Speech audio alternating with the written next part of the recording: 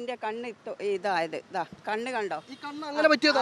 പോലീസിൽ നിന്നുള്ള ആ ബയോഗ്യാസ് അത് ആസിഡ് അത് എറിഞ്ഞപ്പോ എന്റെ കണ്ണ് ഇങ്ങനെ ആയിപ്പോയതാ. അവര് കാണിക്കുന്നത് യൂണിഫോമിന്റെ മറവിലെ പക്ക ക്രിമിനലാണ് കാണിക്കുന്നത്. പക്ക ഗുണ്ടായിസമാണ് ഇവിടെ അഴിഞ്ഞാടുകയാണ് അവര്. ഞങ്ങൾ ഇനി എന്താ ചെയ്യേണ്ടത്? ഞങ്ങൾ ഇനി എങ്ങോട്ടാ പോകേണ്ടത്? ഇതിൽ കൂടുതൽ എന്താ തെളിവായിട്ട് കാണിക്കാനുള്ളത്? ആരോടാ ഇതിന് ഞങ്ങൾ ചോദിക്കേണ്ടത്?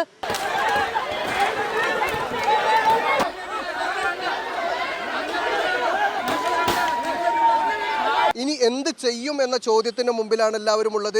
നിയമപാലകരും നിയമ സംവിധാനവും തങ്ങൾക്ക് സുരക്ഷ ഒരുക്കേണ്ടതിന് പകരം കമ്പനി മുതലാളിമാർക്ക് സുരക്ഷ ഒരുക്കുകയാണോ എന്നാണ് സാധാരണ ആളുകൾ ചോദിക്കുന്നത്. അഭയം തേടി ഇനി എവിടെയാണ് തങ്ങൾ സമീപിക്കേണ്ടത് എന്നാണ് ആളുകൾ ചോദിക്കുന്നത്. ഇത് കോടതിയെ തെറ്റായ രീതിയിൽ മറ്റുള്ള ഉദ്യോഗസ്ഥർ ധരിപ്പിച്ചതുകൊണ്ട് മാത്രമാണ് അങ്ങനെ ഒരു വിധി വന്നത്. കാരണം ഞങ്ങൾ സാധാരണ കൂലിപ്പണിക്കാരാണ്.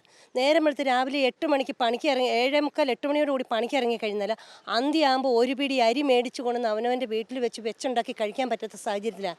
ഞങ്ങൾ എന്ത് ചെയ്യണം? പിന്നെ ഈ സമരമല്ല, ഞങ്ങൾ സമാധാനപരമായിട്ട് മാത്രമാണ് ഇത്രയും കാലം സമരം കൊണ്ടുപോയത്.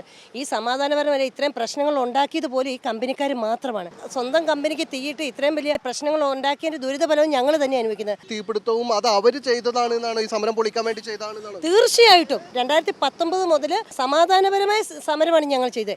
അതിന് നിയമവ്യവസ്ഥകളും ഉദ്യോഗസ്ഥന്മാരും, അതായത് യതീഷ്ചന്ദ്ര പോലുള്ള ഉദ്യോഗസ്ഥന്മാരും പക്ക ക്രിമിനലായിട്ട് കൂട്ടുനിൽക്കുന്നതുകൊണ്ട് മാത്രമാണ്. അവര് ബയോഗ്യാസ് എറിഞ്ഞപ്പോ എന്റെ കണ്ണ് ഇതായത് കണ്ണ് കണ്ടോ? പോലീസിൽ നിന്നുള്ള ആ ബയോഗ്യാസ് അത് ആസിഡ് അത് എറിഞ്ഞപ്പോ എന്റെ കണ്ണ് ഇങ്ങനെ ആയിപ്പോയതാ. കണ്ണ് പോലീസിനെതിരെ നിങ്ങൾ എന്തെങ്കിലും ചെയ്തിട്ടുണ്ട്? ഞാനൊന്നും ചെയ്യാൻ, ഞങ്ങളെല്ലാവരും നിരന്നിരിക്കല്ലേ, നടുക്കായിട്ട് നിൽക്കുകയല്ലേ. അന്നപ്പല്ലേ ഏറ് വരുന്നത്, അത് ആ കണ്ണിൽക്കല്ലേ എരിവ് വരുന്നത്. അതിൽ ഞാൻ മറിഞ്ഞു വീണ് 10 മിനിറ്റ് എനിക്ക് ശ്വാസമല്ല.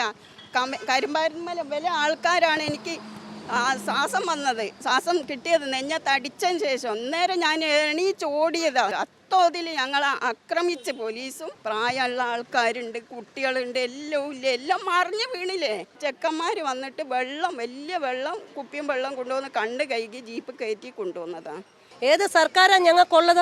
അവർ കാണിക്കുന്നത് യൂണിഫോമിന്റെ മറവിലെ പക്ക ക്രിമിനലാണ് കാണിക്കുന്നത്. പക്ക ഗുണ്ടായിസമാണ് ഇവിടെ അഴിഞ്ഞാടുകയാണ് അവര്. ഞങ്ങൾ ഇനി എന്താ ചെയ്യേണ്ടത്? ഞങ്ങൾ ഇനി എങ്ങോട്ടാ പോകേണ്ടത്? ഇതിൽ കൂടുതൽ എന്താ തെളിവായിട്ട് കാണിക്കാനുള്ളത്? ആരോടാ ഇതിന് ഞങ്ങൾ ചോദിക്കേണ്ടത്? ഫ്രഷ് കട്ട് ഇവിടെ വേണ്ട, വേറെ എങ്ങോട്ടെങ്കിലും മാറ്റിക്കോട്ടെ. ഇത് അടച്ചു പൂട്ടാൻ ശ്വാസം മുട്ടുള്ളവരുണ്ട്. ക്യാൻസർ ആയി രോഗികൾ 15 പേര് മരിച്ചിരിക്കുന്നു. ഇനിയിപ്പോൾ ക്യാൻസർ രോഗികൾ എന്നാ കരിമായിരുന്നു പൂവോട് മൊത്തം ഉള്ളത്.